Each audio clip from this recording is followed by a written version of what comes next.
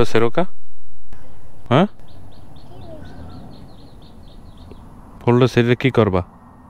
গাছে থাকুক না, ওখানে নিলে পরে লাগাবা। ফুলটা থাক, সুন্দর লাগে না? ছিড়ো না। ফুলটা ভাল লাগতেছে না দেখতে? নিলেই তো শুকাই যাবে, যাবে না? যা, ওই জায়গায় চিনা আছে, সরো।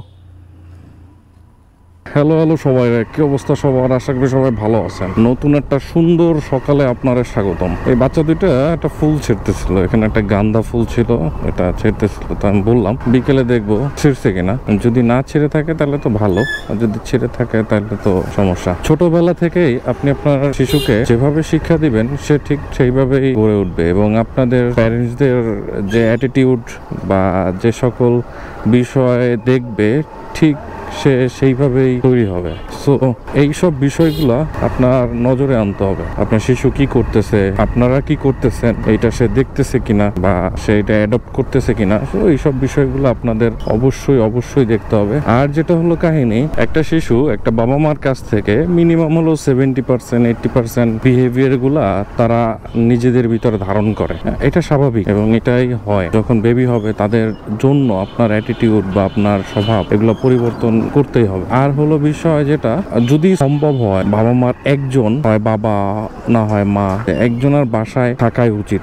দুইজনে চাকরি করলে আসলে অনেক সমস্যা, মানে ওইভাবে নিয়ে না বিষয়টা। যদি পসিবল হয় তাইলে ভাই একজন কাজ করেন, সে মা হোক বাবা হোক, ডাজেন্ট ম্যাটার। শিশুরে সময় দেওয়া আপনার জন্য দরকার। এত বড় একটা গাড়ি ঢুকাইছে রে ভাই, তো ঝামেলা হয়ে গেল। বামে কতগুলো জায়গা আছে, ও কি দাঁড়িয়ে পারে না? দুইজনেই চাকরিতে গেলেন, ছেলে বা আপনার মেয়ে যাই হোক না কেন, তারা কি করতেছে কি করে এটা আপনি জানেন না। হয়তো আপনি তাদের ভবিষ্যতের জন্য আপনি টাকা ইনকাম করতেছেন, দেখা যাচ্ছে যে ভবিষ্যতে গিয়ে ওই টাকার আর কোনো মানেই রইল না, বাট আপনার অল্প ইনকাম, কিন্তু একজন পরিবারকে সময় দিতেছেন, মানে ছেলেদেরকে সময় দিতেছেন, ছুটির দিন তাকে নিয়ে ঘুরতে বের হইতেছেন, খেলতে যেতেছেন, এইটা তার জন্য খুবই দরকার। মনে করতেছেন যে না, আসলে দরকারই না, এটা আসলে ঠিক না। তারপরে ধরেন কি হয়েছে আমার, আমি জানি না ভাই, আমি সেন্টেন্স একটা মনে করে রাখি, বাট একটু পরে ওইটা ভুলে যাই, মানে মাথা থেকে একবারে পুরো ব্লাঙ্ক হয়ে যায়। কি যে অবস্থা হয়েছে, ম্যানহোলটা এখনো ঠিকই করলো না। আমাদের এমন একটা দেশ যেখানে ম্যানহোলের ডাকনাই চুরি হয়ে যায়, তাহলে আর কি কমো। আর একটা খুব গুরুত্বপূর্ণ বিষয় হলো কি জানেন, দুপুরের খাবার বা সকালের খাবার হয়তো আপনারা একসাথে খাইতে পারেন না, বাট রাতের খাবার পরিবার একসাথে নিয়ে খাওয়ার চেষ্টা করবেন। যদি এরকমটা হয় তাইলে মনে করব যে সেই পরিবারে আসলে অশান্তিটা কম। যতই ব্যস্ততা থাকুক, যাই থাকুক না কেন, রাতের যে ডিনারটা আছে ওইটা সবাই একসাথে মিলে গল্প করতে করতে খাইলে ভালো, তাইলে পরিবারের বন্ডিংটা অনেক সুন্দর হয়। এখন ঘড়িতে বাজে 8:32 মতন। প্রচুর পরিমাণে জ্যাম পড়ে গেছে, প্রচুর পরিমাণে, ওটা ভাষায় প্রকাশ করা যাবে না। সামনের অবস্থা পুরো খারাপ। এই জায়গা দিয়ে বাইরে, তারপর আপনাদের সাথে কথা কইতেছি। আমি এখন আছি হেমায়েতপুরে। এখানে একটা জ্যাম পড়ে আছে। এটা বেসিক্যালি জ্যাম পড়ে আছে মানে লোকাল বাসের কারণে। এই জায়গাটায় এই যে লোকাল বাসগুলো দাঁড়াইয়া তারা মানুষ তোলে, একবারে পুরো জায়গাটা জ্যাম পড়াই। মানে এদের কোনো কমন সেন্স জিনিসটাই নাই যে আমি কোন জায়গায় আইসা মানুষ তুলতেছি।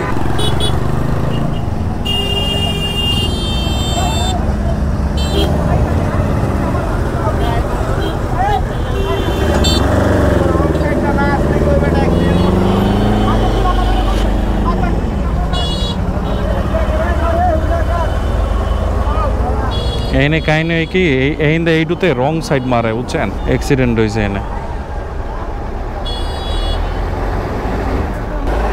এই জায়গা থেকে এইটুকে অনেক অনেক অনেক অ্যাক্সিডেন্ট হয়। এই যে রং মারে, তো আপনারা একটু কাইন্ডলি কেউ কোনো পুলিশ অফিসার বা যারা অথরাইজ আছেন, আপনারা একটু এই সাইডটা একটু দেখেন ভাই, দেখে না ভাই, এগুলো করে কোনো লাভ নাই। এগুলো প্রচুর পরিমাণে রং যাইতেছে, বাইক কন, অটো কন, মানে আরো হাইওয়ে রোড, মানুষের কমন সেন্স জিনিসটাই নাই। আপনারা হাইওয়ে রোডে কেন এখন অটোটা রাখছেন আমরা বুঝি না ভাই, এটা গলার কাটা ভাই।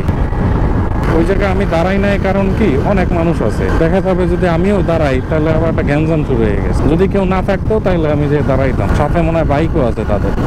এই জায়গা দিয়ে রংটা মারে ওরা। দেখতে দেখতে অফিসের কাছাকাছি চলে আসছি, কোনো রাইট টাইট মারি নাই আর কি। আমি এখন আসছি এটা কি বলে, এই যে এদিকে ডানে যায় 27 নম্বর, সামনে হলো 32, তারপরে কলা বাগান, তারপর আনোয়ার খান মেডিকেল, তারপরে হলো সিটি কলেজ। এখন আবার পুজোর ছুটি, তো এই জন্য রাস্তাঘাট মোটামুটি ফাঁকা, বাট ওই ওই হেমায়তপুরের এইদিকের অবস্থা অনেক খারাপ। এই জায়গাটা কয়বার যে ঠিক করলো, বাট এটা ঠিকই করতে পারেন। যাক, এই জায়গাটা এটা বন্ধ করে দিয়ে ভালো হয়েছে, এখন আর এইদিকে জ্যাম পড়ে না। আসসালামু আলাইকুম, ভালো আছেন? হ্যাঁ, মন খারাপ? মন কেউ খারাপ হয়? হ্যাঁ, হাইক গেইছো? হাঁকছো কখন? তো কাহিনী হয়েছে কি জানেন, অফিসের আমার একটা ভাই যাবে আমার সাথে।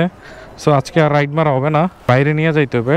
চলেন অফিসের কাজগুলো করি, আর রাইড শেয়ার আজকে আর দেওয়া হবে না। এরকমই হয় বেশিরভাগ দিনগুলোয়। কাহিনী হচ্ছে অফিসের সব কাম শেষ করে আমরা যাইতেছি। এখন আমরা আছি হলো আগারকার কাছে, ঘড়িতে বাজে 3:12 আর বাইরে হইতেছে। না, মোটরসাইকেল অনেক খরচ হয়ে যাবে আপনার। না না না, বেশি লাগবে।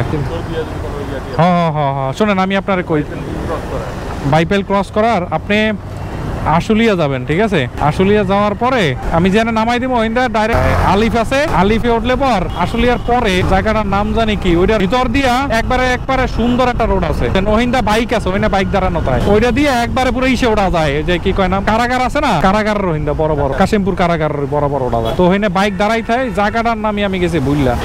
না না না না না, শ্রীপুর না, বাইপেলেরও আগে ওইটারে কয়, বাইপেলেরও আগ দিয়া ঢুকতে হয় ডাইনে। কোন বলে কাহিনী, কি পরিমাণে বৃষ্টি হইতেছে, তারপরও শুধু মেট্রোটা আছে দেখা বাচ্চা গেছে। চলেন আগাই সামনের দিকে। ভাই, বৃষ্টির ভিতরে ভিজা ভিজা যাইতে হবে।